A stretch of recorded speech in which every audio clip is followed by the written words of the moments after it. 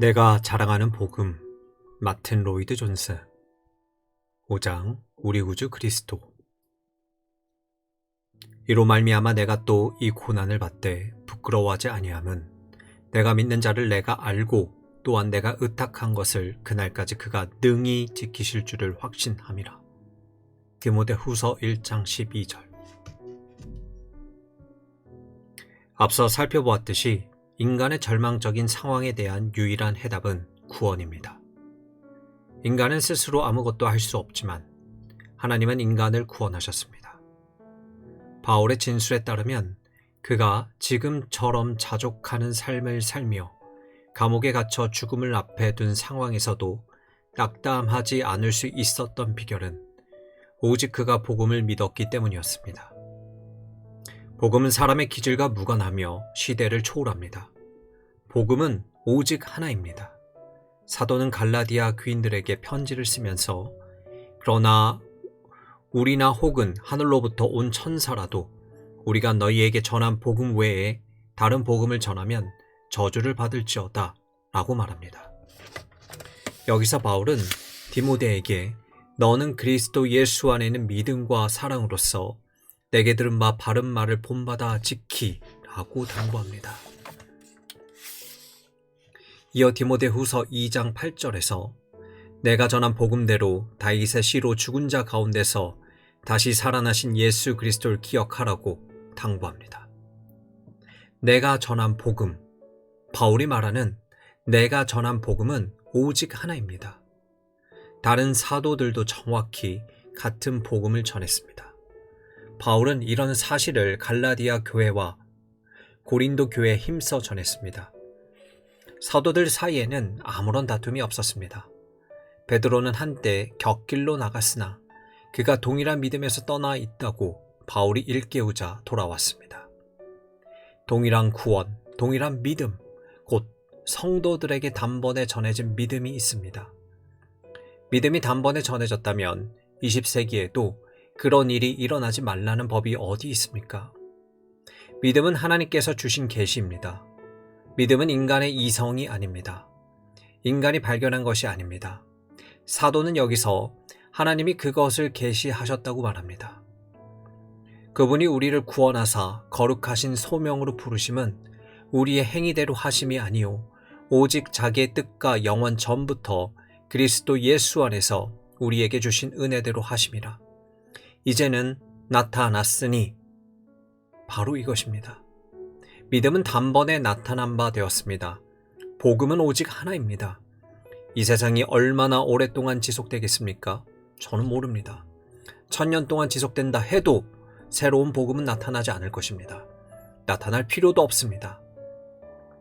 현대인에게 새로운 메시지가 필요하다는 생각은 복음을 전면 부인하는 것입니다. 현대인, 그들은 어떤 존재입니까? 현대인은 그의 조상들보다 훨씬 더 나은 사람입니까? 그는 더 도덕적인 사람입니까? 간음이나 우상 숭배를 하지 않는 사람입니까? 술에 취하지 않습니까? 원자폭탄을 제조할 만큼 무모한 존재가 아닙니까? 새로운 메시지가 필요할 만큼 경이로운 존재입니까? 정말 그렇습니까? 문제는 여전합니다. 지금도 상과 죽음, 하나님의 심판, 영혼에 대한 의식이 문제입니다. 문제의 본질은 바뀌지 않았습니다. 감사하게도 복음은 여전히 동일한 해답을 제시합니다. 성경의 이 가르침 외에 제가 설교할 수 있는 내용은 하나도 없습니다. 사도가 디모데에게서 하는 말은 바른 말을 본받아 지키라는 권면은 제가 전하고 싶은 말씀입니다. 이 권면은 이 단락의 핵심입니다. 그러나 제가 거듭 강조하는 것은 여러분이 이 메시지 전체를 믿어야만 그 메시지가 주는 위로와 위안, 힘과 능력을 체험할 수 있다는 사실입니다.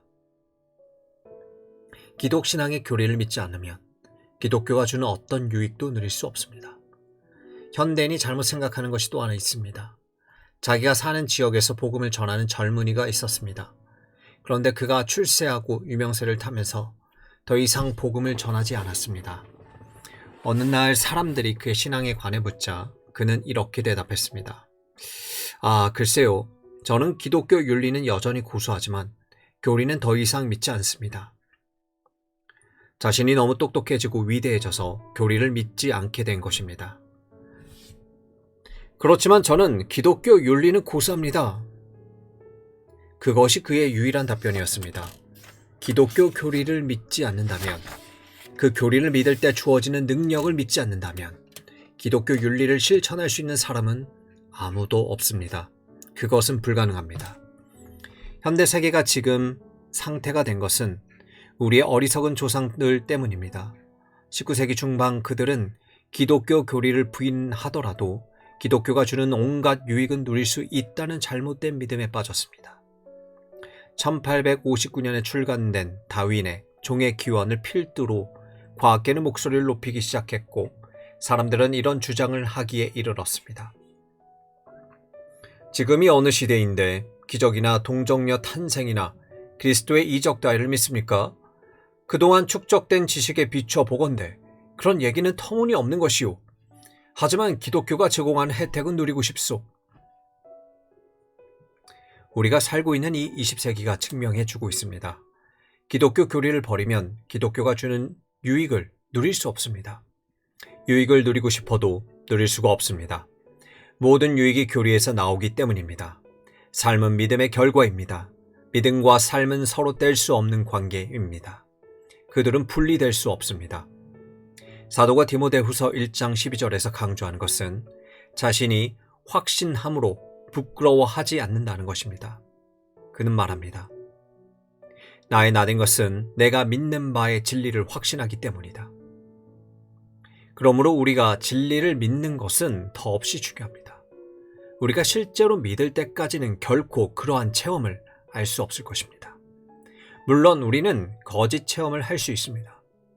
우리로 하여금 그런 거짓 체험을 하게 만드는 단체들이 많이 있습니다. 예를 들어 크리스천 사이언스는 사람들에게 일시적인 행복을 준다고 합니다. 저는 이 단체가 죽는 것을 도와준다는 이야기는 들어본 적이 없지만 잠시나마 사람들을 행복하게 해준다는 이야기는 들었습니다. 이와 비슷한 다른 사교들도 많이 알고 있습니다. 마약이나 술도 얼마 동안은 사람들을 짜릿하게 체험할 수 있게 해줍니다. 우리에게 일시적인 행복을 주는 것은 많이 있습니다. 하지만 우리의 관심사는 일시적 행복이 아니라 상과 죽음과 영혼입니다. 이것만이 우리에게 진정한 도움을 줄 수 있습니다. 그러므로 우리는 기독교 교리를 믿어야 합니다. 바울은 지금 디모데에게 그렇게 하라고 권면합니다. 사도는 말합니다.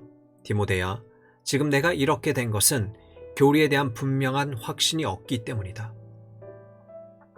너는 내 문제를 해결할 수 있는 길이 나에게 달려 있다고 굳게 믿고 있다. 그러나 그렇지 않다. 모든 것이 하나님의 능력에 달려 있다. 나를 바라보지 말고 교리를 확실히 믿고 기본으로 돌아가라.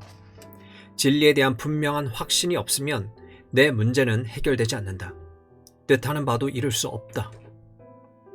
저도 지금 이 자리에서 바울의 권면을 여러분에게 그대로 전해야겠습니다. 우리가 진리를 명확히 이해하고자 한다면 출발점은 우리의 문제가 아니라 하나님입니다. 세상을 지으시고 다스리시며 뜻을 두고 계시는 하나님을 알아야 합니다. 우리는 인간이 동물에 불과한 것이 아님을 알았습니다. 인간은 살아있는 영혼입니다. 하나님을 위해 하나님과 교제를 나누며 영원의 세계를 바라보도록 하나님의 모습대로 지음받았습니다. 하지만 인간이 공경에 처해 있는 것은 분명합니다. 이는 마귀, 이 세상의 신, 악의 세력이 인간을 꿰어 하나님께 반역하도록 했기 때문입니다. 인간은 죄와 악과 마귀의 노예로 전락했습니다. 인간은 애를 써도 그들에게 속수무책으로 당하기만 하며 그들과 맞서 싸울 힘조차 없습니다. 문명의 전 역사는 악과 마귀와 맞섰던 인간의 처절한 투쟁입니다. 저는 여기서 인간의 찬란한 업적을 깎아내리려 하는 것이 아닙니다. 그리스 철학이나 시를 우습게 여기며 바보 취급을 당합니다. 그리스 철학이나 시는 고상한 시도였으나 실패로 끝났습니다. 아테네에 가서 그리스도의 찬란한 문명을 직접 눈으로 확인해 보십시오. 여러분의 눈에 들어오는 것은 현재가 아닌 과거에 찬란했던 그리스도의 영광입니다. 한때 빛을 발했던 문명들은 모두 똑같은 결말을 맞이했습니다. 그 문명들은 결코 뜻을 이루지 못했습니다. 뜻을 잃을 수가 없었습니다. 앞서 살펴보았지만 온갖 논리와 사고, 철학과 문명으로는 인간의 문제를 해결할 수 없습니다. 세계 어느 종교도 무능하기는 마찬가지입니다. 그렇다면 희망이 없습니까? 있습니다. 이것이 제가 복음을 설교하는 주된 목적입니다. 저는 이 문제 소극적 측면을 살펴보는데 시간을 할애했습니다. 모든 사람들은 달리 어쩔 도리가 없을 때라야 비로소 그리스도께 나옵니다. 저도 마찬가지였습니다. 우리는 모두 아주 잘난 체 하고 자기 만족에 빠져 있으며 자신감이 넘칩니다. 우리는 뭐든 할 수 있다고 생각합니다. 바로 그때 우리는 뼈 아픈 실패를 맛보고 먼지 속에 나뒹굴며 한탄합니다. 나는 이렇게 먼지를 뒤집어 쓰는 신세가 되었고 찬란했던 인생은 간 곳이 없구나. 바로 그때 땅에서 붉은 꽃이 피어나고 영원한 삶이 싹틉니다. 이것은 우리에게 복된 희망입니다. 희망도 없고 의지할 데 없으며 절망에 빠져 있을 때 비로소 우리는 복음의 메시지에 귀 기울일 준비가 된 것입니다. 복음의 메시지가 무엇입니까? 바울이 디모데에게 상기시키는 내용이 바로 복음입니다. 우리가 지금 살펴보고자 하는 것은 복음이 전적으로 한 사람에게 시작해 한 사람을 중심으로 한다는 사실입니다. 내가 부끄러워하지 아니함은 왜 그럴까요?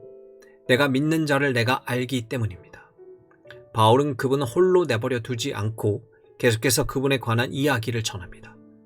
그는 디모데 후서 1장 9절에서 하나님이 우리를 구원하사 거룩하신 소명으로 부르심은 우리의 행위대로 하심이 아니요 오직 자기의 뜻과 영원 전부터 그리스도 예수 안에서 우리에게 주신 은혜대로 하심이라. 이제는 우리 구주 그리스도 예수의 나타나심으로 말미암아 나타났으니 라고 말합니다. 예수 그리스도, 내가 믿는 그분, 언제나 바로 그분입니다. 아주 쉽게 설명해 보겠습니다. 바울은 바울답게 만드는 것은 무엇일까? 감옥에 있으면서도 어떻게 그처럼 기뻐할 수 있었을까요? 죽음을 앞두고 어떻게 미소 지을 수 있었을까요? 시련을 당하면서도 어떻게 기뻐할 수 있었을까요? 답은 단 하나입니다. 바울이 어떤 사람을 만났기 때문입니다. 그는 복되신 그분을 만났습니다. 바울이 그분을 만나기 전에는 다소 사람 사울이었습니다. 자기 만족에 푹 빠져 있었으나 비참하고 불행한 삶을 살아가던 유대인이었습니다. 스스로 의롭다고 생각하는 사람은 참 행복을 누릴 수 없습니다. 언제나 자신을 살펴야 하고 매사에 신중을 가해야 하기 때문입니다. 만일 우리가 도덕적이고 종교적인 삶을 살아냄으로써 스스로를 구원하고자 한다면 우리는 결코 행복을 알 수 없습니다. 종교가 인간을 행복하게 해준 적은 단 한 번도 없었습니다. 도덕도 마찬가지입니다. 종교는 우리를 예의 바르고 자족하는 사람으로 만들지만 행복을 주지는 못합니다. 도덕이 인간으로 하여금 찬양하게 한 적은 단 한 번도 없었습니다. 종교도 마찬가지입니다. 도덕과 종교는 인간을 침울하게 합니다. 그 때문에 우리는 종교와 기독교의 차이를 절대로 희석시켜서는 안 됩니다.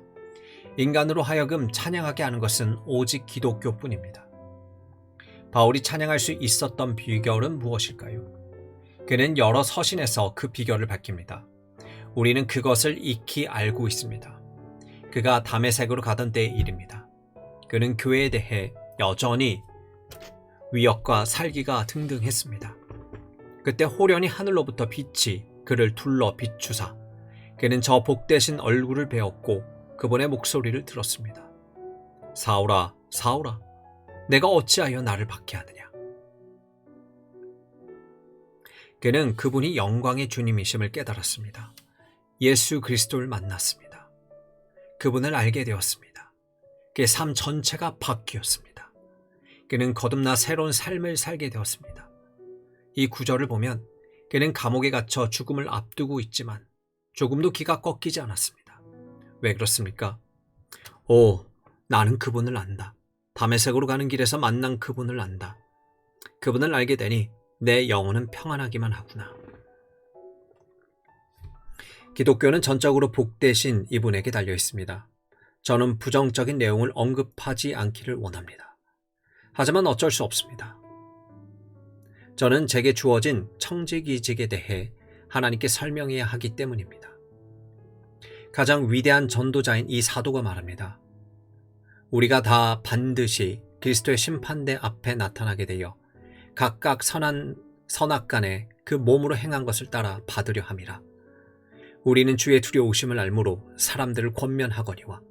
고린도후서 5장 10절에서 11절. 연약하고 무가치한 저 역시 그렇게 해야 합니다. 우리가 사는 세상은 이렇습니다. 책과 신문기사와 텔레비전과 라디오는 최대한 빨리 그리고 자주 우리에게 중요한 것은 예수의 가르침이라고 말합니다.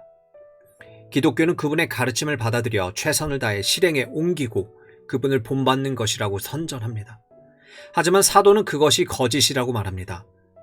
하나님이 우리를 구원하사 거룩하신 소명으로 부르시면 우리의 행위대로 하심이 아니요. 디모데후서 1장 9절. 거듭 말씀드립니다. 우리에게 더 없이 중요한 것은 주 예수 그리스도의 가르침이 아니라 내가 믿는 그분 자신입니다. 사도가 지금 감옥에 갇혀서도 기뻐할 수 있는 것은 예수의 가르침을 들은 후 있는 힘을 다해 그분의 가르침을 실천에 옮겼기 때문이 아닙니다. 이제 내가 이룩한 업적을 돌아볼 수 있게 되었기 때문도 아닙니다.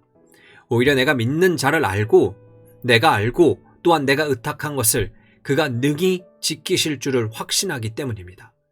중요한 것은 바로 그분입니다. 그분뿐입니다. 사랑하는 여러분, 오늘날에도 마찬가지입니다. 우리에게 중요한 것은 예수님뿐입니다. 제가 강단에 선 것은 여러분더러 상산수훈을 실천하라고 권면하거나 그리스도를 따르라고 말하기 위해서가 아닙니다. 그것은 지엽적인 문제일 뿐입니다. 제가 이 자리에 선 주된 이유는 여러분에게 질문을 하기 위해서입니다. 여러분은 그분을 알고 있습니까? 여러분은 주 예수 그리스도를 만났습니까? 여러분 안에 그분에 대한 확신이 있습니까?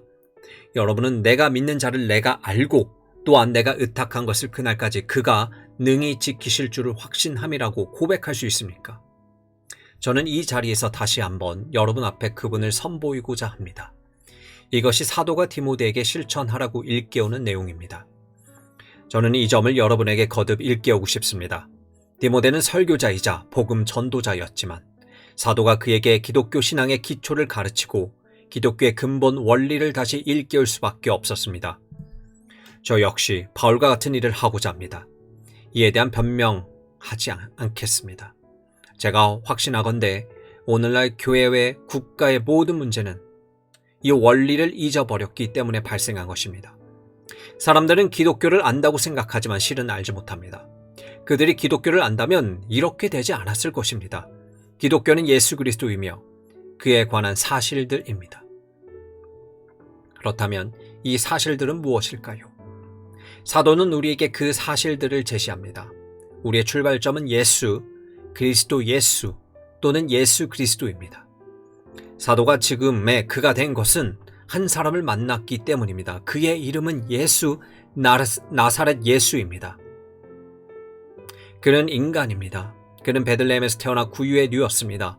사람들은 이 아기를 예수라고 불렀습니다. 우리는 한 사람을 살펴보고 있습니다. 우리는 그에 대해 명확한 입장을 취해야 합니다. 우리의 전반적인 입장이 예수라 하는 이 사람에게 토대를 두고 있기 때문입니다. 그런데 여기서 매우 중대한 질문이 제기됩니다.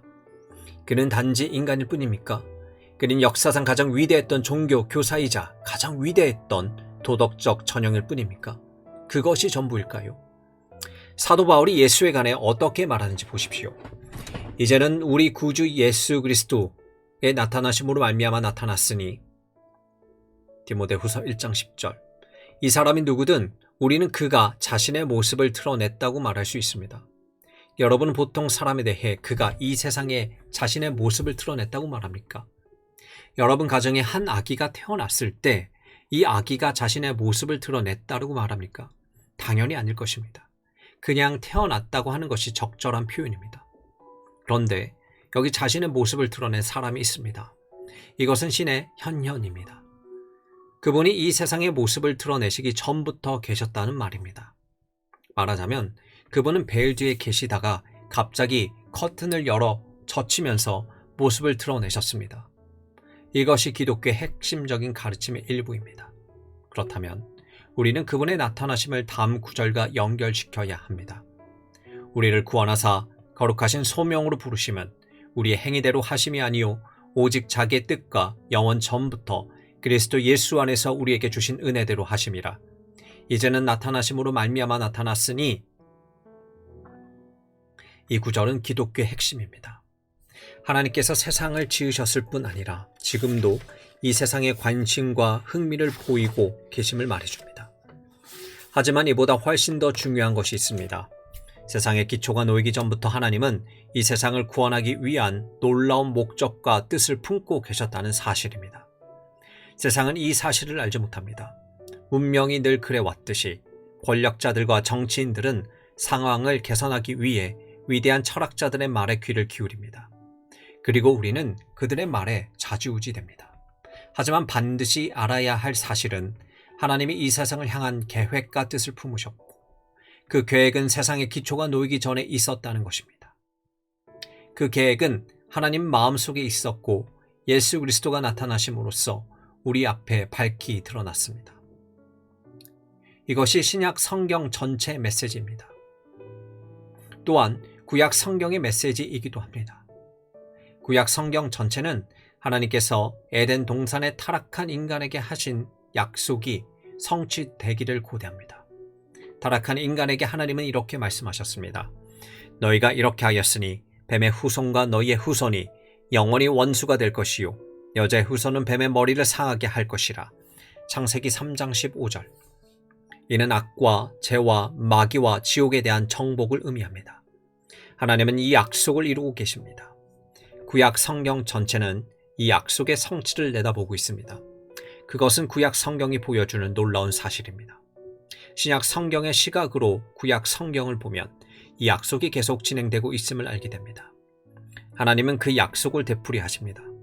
그런 후에 하나님은 이방 나라에서 아브라함이라는 사람을 불러내어 그를 하나님의 사람으로 변모시킵니다. 하나님은 너는 여러 민족의 아버지가 될지라고 말씀하시면서 자신의 약속을 실천에 옮기십니다. 하나님이 그렇게 하시는 것은 이 사람에게서 여자의 후손이 나와 장차 뱀의 머리를 상하게 할 것이기 때문입니다. 그분의 약속은 동일합니다. 하나님은 아브라함에게 하늘을 우러러 무뼈를 셀 수 있나 보라. 내 자손이 이와 같으리라고 말씀하셨습니다. 땅의 모든 족속이 너로 말미암아 복을 얻을 것이라. 구약시대의 사람들은 이 약속의 성취를 기다렸으며 하나님의 약속은 성취를 향해 계속 나아갑니다. 하나님의 약속은 구약 성경에서 끊임없이 되풀이됩니다. 위대한 입법자인 모세를 예로 들겠습니다. 그는 하나님의 백성들을 애굽의 속박과 노예 생활에서 해방하여 그들을 가나안 땅으로 인도했습니다. 하나님이 모세도로 성막과 희생제물에 대해 하시는 말씀, 피는 반드시 흘려야 하고 희생제물은 하나님께 반드시 드려야 한다라는 내용을 읽어보십시오. 왜 그렇게 말씀하십니까? 이것이 하나님이 장차 하실 일의 예표이기 때문입니다.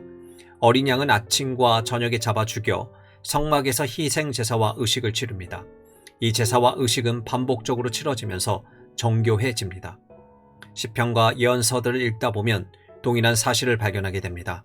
가장 위대한 선지자 중 하나인 이사야는 백성들에게 이렇게 선포했습니다. 너희의 하나님이 이르시되 너희는 위로하라. 내 백성을 위로하라. 왜 그럴까요? 이 위대한 분이 오시기 때문입니다. 골짜기 바다 도두어지며 산마다 언덕마다 낮아지며 고르지 아니한 곳이 평탄하게 되며 너희는 여호와의 길을 예비하라. 여호와의 영광이 나타나고 모든 육체가 그것을 함께 보리라. 너희는 위로하라. 그분이 오신다. 모든 선지자들이 전한 메시지가 바로 이것이었습니다. 그들은 하나같이 이 강력한 구원자가 나타나기를 손꼽아 기다리고 있었습니다. 인간은 죄와 사탄의 종 노릇하고 있습니다. 인간은 무력하고 아무것도 할 수 없는 존재입니다. 율법을 지킬 능력이 없는 실패자입니다. 하지만 구원자가 올 것입니다. 선지자들은 그분이 오시기를 손꼽아 기다립니다. 우리는 신약 성경에 이르러 엄청난 진수를 발견하게 됩니다. 때가 참에 하나님이 그 아들을 보내사 여자에게서 나게 하시고 율법 아래에 나게 하신 것은 율법 아래에 있는 자들을 속량하시고, 때가 참에라는 표현에 주목하십시오.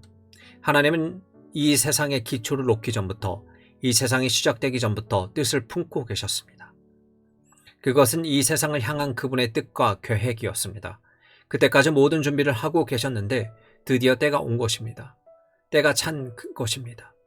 때가 무르익자 그분이 오셨습니다. 때가 참에 하나님이 그 아들을 보내사 여자에게서 나게 하시고 율법 아래에 나게 하신 것은 율법 아래에 있는 자들을 속량하시고, 이것은 중대한 일입니다. 주님의 나타나심, 우리 구주 예수 그리스도의 나타나심, 거기 베들레헴 구유에 누워 있던 아기는 다름 아닌 하나님의 아들, 하나님의 영원하신 아들이었습니다. 태초에 말씀이 계시니라. 이 말씀이 하나님과 함께 계셨으니 말씀은 곧 하나님이시니라.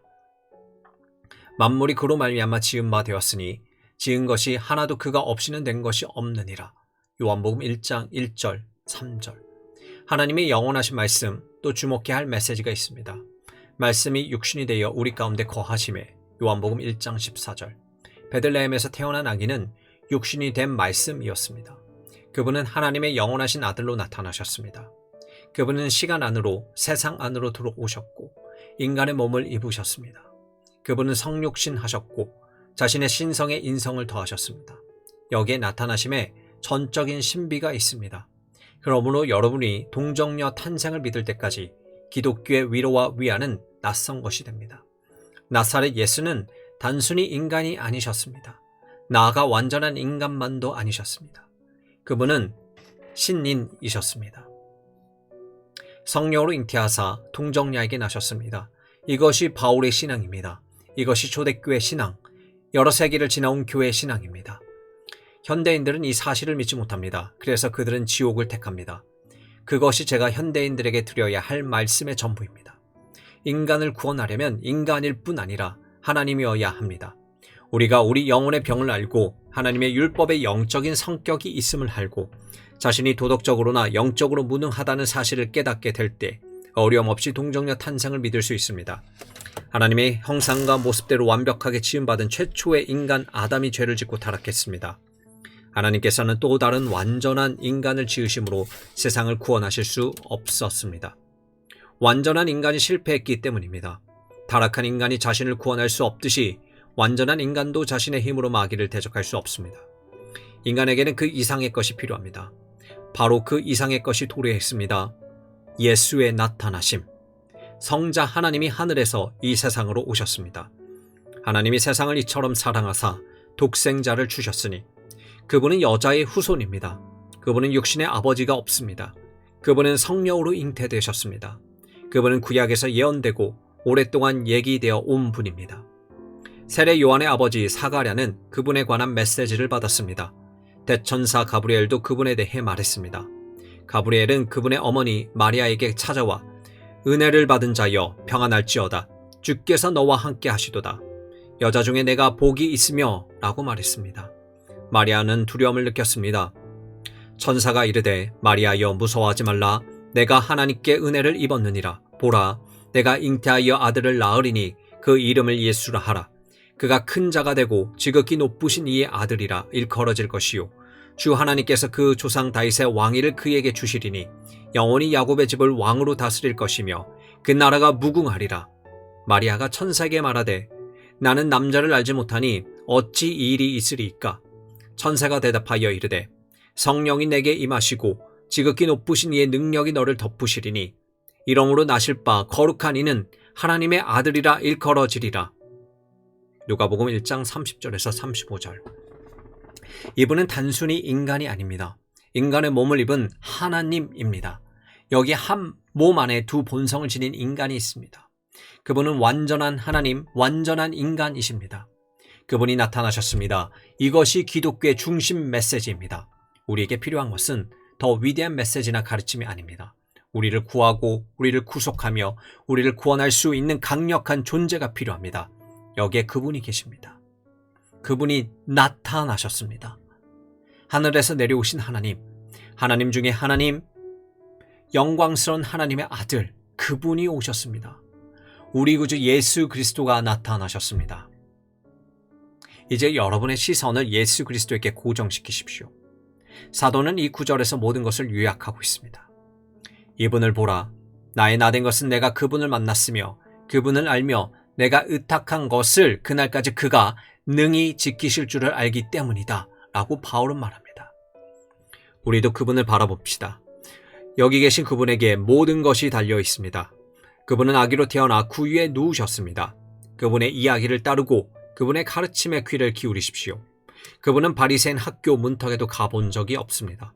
그분은 자라면서 목수일을 배웠을 뿐입니다. 하지만 그분이 가르치기 시작하자 사람들은 놀라운 반응을 보였습니다. 이 사람의 말은 권위가 있으며 바리새인이나 사두개인과는 같지 않다. 그분을 체포하러 보낸 병사들이 돌아와 보고합니다. 그 사람이 말하는 것처럼 말한 사람은 이때까지 없었습니다. 우리는 그분의 몸에 손을 댈 수 없었습니다. 그들은 이어서 말합니다. 그분에게는 무엇인가가 있었습니다. 권위 같은 것 말입니다. 우리는 그처럼 권위 있는 말씀은 난생 처음 들었습니다. 그 사람이 말하는 것처럼 말한 사람은 이때까지 없었습니다. 예수님께서 친히 하신 말씀을 들어봅시다. 옛사람에게 말한 바 하였다는 것을 너희에게 들었으나 나는 너희에게 이르노니 내가 곧 길이요 진리요 생명이니 나로 말미암지 않고는 아버지께로 올 자가 없느니라. 아브라함이 나기 전부터 내가 있었느니라. 그분의 말씀은 언제나 동일합니다. 내가 태어났다가 아니라 내가 왔다입니다. 그분은 세상 안으로 들어오셨습니다. 그분은 예언을 성취하셨습니다. 공의로운 해가 떠올라서 치료하는 광선을 비추리니 말라기 4장 2절. 그분은 내가 왔다라고 말씀하십니다. 그분의 주장에 주목하십시오. 그분은 일상적 삶에 여념이 없는 사람들에게 서슴지 않고 이렇게 말씀하십니다. 나를 따르라. 그러자 사람들은 그분을 따릅니다. 사람들에게 이처럼 완전한 헌신과 순종을 요구하는 이분은 대체 누구십니까? 자신을 구별하여 나는 스스로 있는 자라고 말씀하시는 이분은 누구십니까? 이분은 과연 누구신가요? 이것은 더없이 중요한 질문입니다. 그분이 행하신 기적과 증거들을 다시 한번 살펴봅시다. 그것들은 그분에 관한 메시지의 핵심을 이룹니다. 요한복음에 따르면 기적은 표징이라고 합니다. 주님이 사람들에게 자신의 정체를 드러내기 위해서 행하신 표징입니다. 또한 사람들이 그분을 믿지 않을 때 사용한 논거입니다. 그분은 내가 행하거든 나를 믿지 아니할지라도 그 일은 믿으라고 말씀하셨습니다. 감옥에 갇히고 건강이 나빠지면서 약해진 세례 요한은 예수님의 정체성의 혼란을 느껴 두 제자를 보내 물었습니다. 오실 그이가 당신이 오니까 우리가 다른 일을 기다려오리까? 그러자 예수님은 이렇게 대답하셨습니다. 너희가 가서 듣고 보는 것을 요한에게 알리되 맹인이 보며 못 걷는 사람이 걸으며 나병 환자가 깨끗함을 받으며 못 듣는 자가 들으며 죽은 자가 살아나며 가난한 자에게 복음이 전파된다 하라. 그분이 기적을 행하시자 사람들은 놀라면서 이런 희한한 일은 처음이다. 대체 무슨 일이지? 라는 반응을 보였습니다. 그들은 두려움에 휩싸였고 제자들조차 놀라움을 금치 못했습니다. 기적을 행하셨습니다. 이분은 과연 누구십니까? 예수님께서는 완전하고 죄 없는 삶을 사셨습니다. 그분은 40일 동안 광야에서 마귀의 유혹을 받았지만 죄는 범하지 않으셨습니다. 그분은 세상을 떠나기 전에 누가 나를 고소할 수 있겠느냐라고 항변하실 수 있었습니다. 사람들은 그분을 고소할 수 없었습니다. 그들은 실패했습니다. 애를 썼지만 처절하게 실패했습니다. 그분은 마귀를 물리치고 악을 정복하며 모든 유혹을 이겨내셨습니다. 그럼 그분이 이전에 하신 일들과 모순되는 것 같은 일을 하셨습니다. 그분은 이전에 파도에게 명하여 잠잠케 하시며 사나운 바람을 잠재우시며 저는 자는 사슴같이 뛰게 하시며 또한 죽은 자를 살리셨습니다. 그런데 그가 손 한 번 제대로 쓰지 못한 채 체포되어 유죄 판결을 받고 나무에 못 박힌 인간으로서는 가장 수치스럽고 불명예스러운 죽음을 당하셨습니다. 그분은 십자가에 달려 힘없이 돌아가셨습니다. 온갖 적대자들의 야유와 비웃음, 탄원 소리가 들려옵니다. 그들은 그분을 죽였습니다. 그들은 그분을 제거했습니다. 그들은 이제 모든 것이 끝났다고 생각합니다.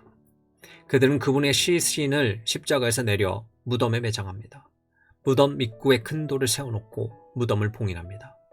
그들은 병사들을 배치해 무덤을 지키게 합니다. 그것이 나사렛 예수의 마지막입니다. 하지만 그것은 끝이 아니었습니다. 사도가 여기서 디모데에게 매우 각별하게 일깨우는 것이 있습니다. 이제는 우리 구주 그리스도의 예수의 나타나심으로 말미암아 나타났으니 그는 사망을 패하시고 복음으로써 생명과 썩지 아니할 것을 드러내신지라. 디모데후서 1장 10절. 이 메시지는 그분과 그분의 행하신 일에 관한 것입니다. 그분은 죽음을 물리치시고 승리하십니다. 사랑하는 여러분, 바울의 주장이 전적으로 여기에 근거합니다. 사도행전의 처음 몇 장을 읽어보십시오. 사도들이 전한 메시지가 예수님과 그분의 부활임을 알게 됩니다. 왜 부활을 전했습니까? 예수님이 어떤 분인지를 최종적으로 입증하는 것이 부활이기 때문입니다. 부활 때까지는 제자들도 마음이 흔들렸습니다. 그들에게 마지막으로 확신을 준 것은 부활이었습니다. 바울은 그분이 성결의 영으로는 죽은 자들 가운데 부활하사 능력으로 하나님의 아들로 선포되셨다고 말합니다. 그분이 이렇게 선포되지 않았다면 우리의 구주가 되실 수 없었습니다. 그분은 사망을 패하셨습니다. 그분은 죽음을 취소하셨습니다. 그분은 죽음을 무시하셨습니다. 그분은 죽음을 해체하셨습니다. 동시에 그분은 복음을 통해 생명과 썩지 않는 불멸의 삶을 드러내셨습니다. 이것이 바로 기독교 메시지입니다. 그것은 바울이 비시디아 안디옥에서 전한 메시지에서도 명백히 드러납니다. 그 메시지는 디모데 후서의 이 구절들을 완벽하게 설명해 줍니다. 거기서 그는 유대인들이 잡아다가 무덤 속에 매장한 예수님에 관해 전하고 있습니다. 그러나 하나님께서 그분을 살리셨습니다. 이 모든 일이 뜻하는 바가 무엇입니까? 이제 제가 말씀드린 것을 정리하고자 합니다. 하나님의 뜻이라면 이에 대해 더 상세히 다루겠지만 굳이 그럴 필요는 없습니다. 지금까지 다룬 내용만 해도 완전하게 기독교 교리를 요약하고 있기 때문입니다. 이것을 믿고 확신하고 바울처럼 살다가 죽을 사람이 그리스도인입니다. 여기에 모든 의미가 드러나 있습니다. 그분이 누구인지 우리에게 말해줍니다. 그분이 하나님의 아들이라고 우리에게 전합니다. 비시디아 안디옥에서 행한 설교에서 바울이 논증하듯이 다윗 왕은 매우 위대하고 훌륭한 사람이었습니다. 하지만 그가 죽자 그의 육체는 썩고 말았습니다. 그러나 죽어도 육체는 썩지 않는 유일한 분이었습니다. 그분은 죽은 자 가운데서 살아난 최초의 사람이고 부활의 첫 열매이십니다. 그분은 누구입니까? 그분은 성자 하나님이십니다. 복음이 그 사실을 입증합니다. 그분에 관한 모든 것이 그 사실을 입증합니다. 그분의 오심, 동정녀 탄생, 그분의 나타나심, 그분의 전 인격, 그분의 삶, 그분의 가르침, 그분의 기적, 그분의 부활, 이 모든 것이 입증하는 것은 하나입니다. 그분이 바로 하나님의 아들이시라는 사실입니다. 예수께서는 이 세상에서 무슨 일을 하셨습니까? 성경은 말합니다. 하나님이 세상을 이처럼 사랑하사 독생자를 주셨으니 이는 그를 믿는 자마다 멸망하지 않고 영생을 얻게 하려 하심이라.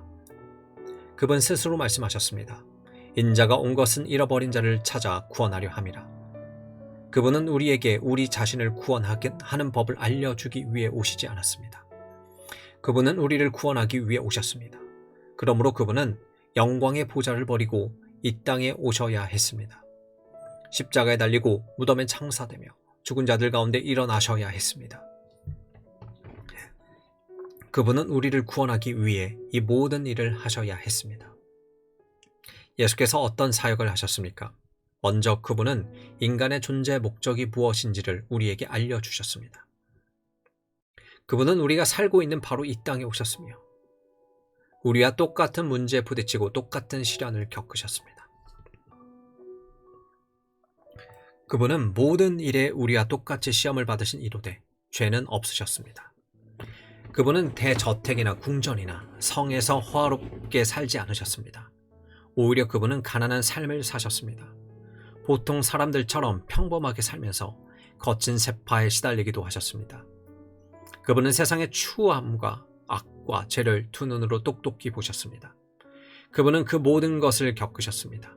예수님은 본래 인간이 어떻게 살아야 하는지를 보여주셨습니다. 세상에 살되 세상에 물들지 않고 순수함을 잃지 않으며 오염되지 않는 길이 무엇인지도 보여주셨습니다. 우리는 그분에게서 완벽한 인간, 완전한 인격을 봅니다. 하나님과의 끊임없는 교제를 통해 복음이 본래 어떤 일을 하도록 태어났는지를 보여주는 한 인간을 봅니다. 우리는 그분에게서 이 모든 것을 봅니다. 그러나 감사하게도 예수님의 사역은 거기서 끝나지 않습니다. 만일 완전한 모습이 그분이 보여주신 전부라면 그분은 우리에게서 온갖 비난을 듣게 될 것입니다. 세상에서 가장 어리석은 것은 우리가 주님을 본받기 위해 이 세상에 태어났다는 생각입니다. 자기 자신도 만족시키지 못하면서 어떻게 그분을 본받을 수 있겠습니까? 그것은 터무니없고 불가능한 일입니다. 그분은 인간이자 하나님이십니다. 죄가 없으신 분, 순결하신 분, 완벽하신 분입니다. 그런데 그것이 전부가 아닙니다. 그분은 왜 이 땅에 오셨습니까? 우리로 하여금 인간의 존재 목적이 무엇인지 깨닫게 하기 위해 오셨습니다. 또한 우리의 원수들을 물리치게 오셨습니다. 우리는 왜 인생에서 실패합니까? 그것은 우리가 연약하기 때문에, 마귀가 활개치기 때문입니다. 인간은 왜 죄를 짓습니까? 유혹과 악의 세력 때문입니다. 인간은 왜 죽음을 두려워합니까? 인간의 본성이 그렇기 때문입니다. 우리는 두려워하지 않은 척 할 수 있습니다. 우리는 어둠 속에서 용기를 잃지 않으려고 이따금씩 어린아이처럼 휘파람을 불어봅니다. 그러나 인류 전체는 죽음의 사슬에 매여 있어 죽음을 두려워합니다. 인간이 죽음을 두려워하는 이유는 무엇입니까? 사도 바울은 고린도 교인들에게 보낸 편지에서 사망이 쏘는 것은 죄이기 때문이라고 말합니다. 죽음에 있어서 근본 문제는 죄입니다. 만일 죄가 없다면 인간은 죽음을 두려워하지 않았을 것입니다. 그러나 죄는 엄연히 존재합니다. 인간은 죽음이 끝이 아니라 죽음 이후에 하나님의 심판이 있음을 예감합니다. 인간은 자신이 죄인임을 알기 때문에 죽음을 두려워합니다. 인간은 신학에 대한 지식이 해박하지 않아도 본능적으로 죽음을 두려워합니다. 사망이 쏘는 것은 죄요, 죄의 권능은 율법이라 우리는 스스로 무가치한 존재, 비난받을 만한 존재라고 생각합니다. 그것들은 우리가 물리쳐야 할 적입니다. 그리스도는 그러한 적들을 전부 물리치기 위해 오셨습니다. 감사하게도 그분이 그 일을 이루셨습니다. 앞서 말씀드렸듯이 그분은 죄 없는 삶을 사셨습니다. 악과 죄는 그분 근처에 얼씬도 할 수 없었습니다. 그렇다면 마귀는 어떻습니까? 마귀는 광야에서 40일 동안 그분을 시험했고 그분에게 질문을 퍼부었습니다. 그리고 내가 만일 하나님의 아들이거든 내게 증거를 보여주라고 하면서 그분을 함정에 빠뜨려 걸려 넘어지게 하려고 했습니다. 하지만 그리스도는 사탄아 물러가라고 말씀하셨습니다. 주 너희 하나님을 시험하지 말라고 꾸짖었습니다. 그분은 성경 말씀을 인용하면서 사탄과 대적하셨습니다. 그분은 죄와 악을 물리치셨습니다. 유혹을 물리치셨습니다. 마귀를 물리치셨습니다. 그러나 최후의 적은 무시무시한 병기를 지닌 죽음입니다. 지금 이 시간에도 우리는 죽음을 향해 가고 있습니다. 죽음은 세상에 있으면서 모든 인간을 쓰러뜨립니다. 가장 용감하고 위대한 사람도 죽음 앞에서 쓰러집니다. 그들이 썩어가는 모습이 보이지 않습니까? 위인들도 늙고 노쇠해집니다. 그들도 여느 사람들처럼 죽습니다. 최후의 적은 한 사람도 남김없이 쓰러집니다. 이 땅에서 행복한 삶을 살고 넉넉히 이기는 자로서 승리하는 삶을 살기에 앞서 먼저 해야 할 일이 있습니다. 우리는 마귀와 죄와 유혹을 물리칠 수 있어야 합니다. 죽음을 정복할 수 있어야 합니다. 죽음을 꿰뚫을 수 있어야 합니다. 죽음의 직면에서도 웃을 수 있어야 합니다. 죽음 너머의 세계를 볼 수 있어야 합니다. 인간이 그렇게 할 수 있는 유일한 길이 있습니다. 이분입니다. 그분은 과연 무엇을 하셨을까요? 디모데후서 1장 10절을 흠정역으로 읽으면 원문의 뜻을 파악하기 어렵습니다. 10절은 사실상 이렇게 번역되어야 합니다. 이제는 우리 구주 그리스도 예수의 나타나심으로 말미암아 나타났으니 그는 한편으로 사망을 취소하시고 사망을 해체하시고 분해하시며 다른 한편으로 생명과 썩지 아니할 것을 드러내신지라. 그분이 하신 일이 그것입니다. 그분은 최후의 적을 물리치셨습니다. 그분은 죽음을 겪으셨습니다. 죽음에서 그 쏘는 것을 제하셨습니다. 그분은 죽음이 끝이 아님을 입증하셨습니다. 그분은 죽음을 향해 사망아 너의 승리가 어디 있느냐, 사망아 내가 쏘는 것이 어디 있느냐라고 말씀하실 수 있습니다. 그분은 사망을 취소하셨습니다. 그래서 최후의 적이 마침내 정복되었습니다. 다른 한편으로 그분은 생명과 영원한 삶을 드러내셨습니다. 예수 그리스도의 부활은 죽음이 끝이 아니라는 결정적 증거입니다. 지금의 삶, 지금의 세상만 있는 것이 아닙니다. 또 다른 영역, 또 다른 삶이 있습니다. 썩지 않는 또 다른 세계가 있습니다. 그것은 오염된 세계가 아닙니다. 그것은 순수하고 영원하며 영광스럽고 완전한 세계입니다. 주님은 우리에게 그 세계를 살짝 보여주셨습니다. 우리가 그분과 그분에 관한 진실을 알게 되면 현세 삶이 전부가 아님을 깨닫습니다. 죽을 위기에 처해도 그것이 끝이 아님을 압니다. 내가 사는 것이 그리스도니 죽는 것도 유익함이라. 이 사도 바울의 깨달음을 그리스도 예수 안에서 얻습니다. 그것은 주님과 함께 있는 것이 훨씬 더 좋다는 뜻입니다. 그분은 죽음을 몸소 겪으셨지만 죽음 저편에 계십니다. 그분은 죽음의 장막을 헤치고 올라가 영광 가운데 계십니다. 우리도 그분과 함께 있을 것입니다. 사도의 신앙이 그러했습니다. 사도는 말합니다. 내가 부끄러워하지 않는 것은 내가 믿는 자를 내가 알기 때문이다. 그분이 죄를 정복하셨고 악마와 지옥을 정복하셨으며 죽음을 정복하셨다는 것을 알기 때문이다. 그분은 모든 것을 정복하셨다. 내 영혼은 그분이 든든히 지켜주시기에 평안하다. 그리고 나의 모든 적들을 물리친 그분은 나를 이끌어 자신의 영원히 영광 가운데 거하게 하실 것이다. 그와 동시에 바울이 깨달은 것이 있습니다. 하나님께 철저히 순종하는 삶을 사신 그리스도께서 다른 적, 곧 하나님의 율법을 다루셔야 했다는 사실입니다. 사망이 쏘는 것은 죄요, 죄의 권능은 율법이라. 하나님의 거룩하신 본성은 죄를 혐오합니다. 우리가 어떻게 하나님 앞에서 의로우실 수 있을까요? 율법은 우리를 비난합니다. 우리가 어떻게 율법을 지킬 수 있을까요? 우리는 할 수 없습니다. 그러나 율법을 지킨 분이 계십니다. 그분은 우리를 위해 완벽하게 율법을 지키셨습니다.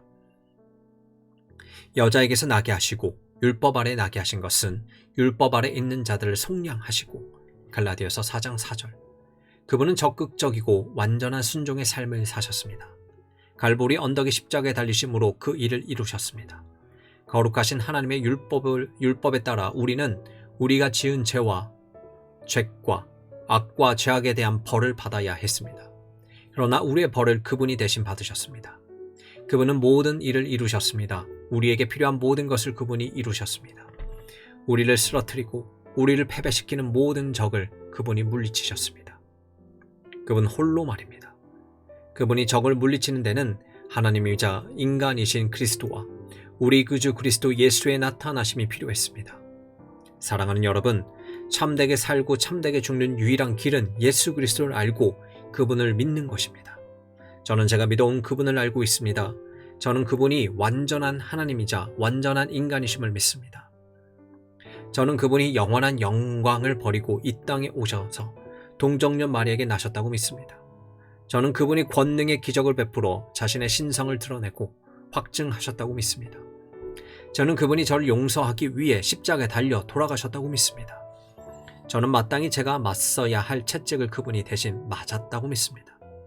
저는 그분이 자신을 대속제물로 드리셨다고 믿습니다.